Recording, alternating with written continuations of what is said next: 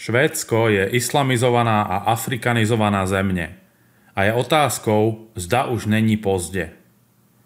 Když ještě nedávno někdo upozorňoval na řádění imigrantských gangů, byl označován za dezinformátora a rasistu. A dnes už se o tom mluví i v mainstreamu, protože pravdu už nelze umlčet. Hnutí SPD nechce, abychom dopadli stejně.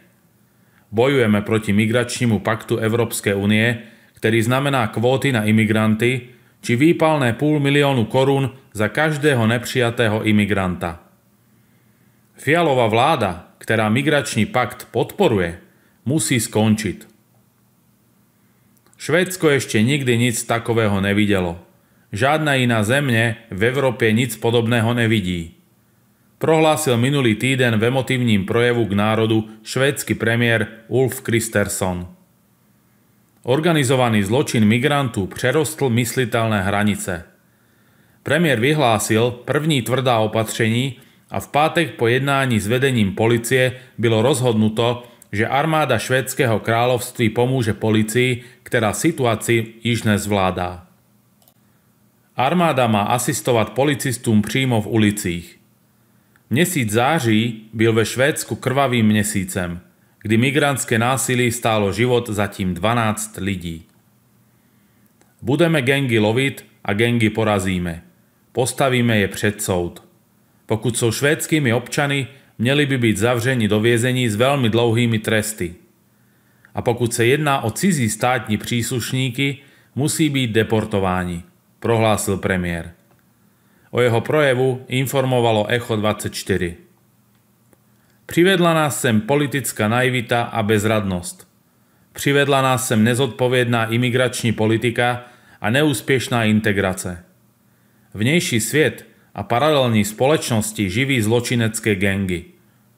Tam se mohou nemilosrdně verbovat děti a cvičit budoucí zabijáci, popsal situaci Kristersson. Zavedeme takové tresty odnětí svobody, aby se zločinci, kteří jsou skutečně nebezpeční pro společnost, už nikdy nedostali z vězení ven. A musíme deportovat cizince, kteří jsou zapojeni do zločineckých gangů, i když ještě nebyli odsouzeni za žádné zločiny, prohlásil Kristersson. Postaví věznice pro mládež, aby byli mladí lidé odděleni od dospělých zločinců. Stát také podle něj musí zajistit, aby se všechny děti učili švédštinu.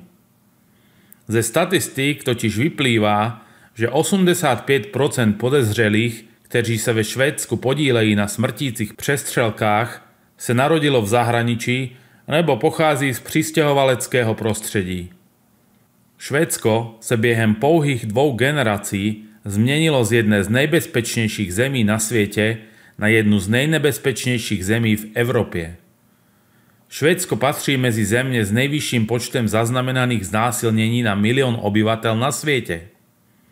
V roce 2018 státní televizní stanice SVT informovala, že 58% mužů odsouzených ve Švédsku za znásilnění a pokusy o znásilnění v předchozích 5 letech se narodilo v zahraničí.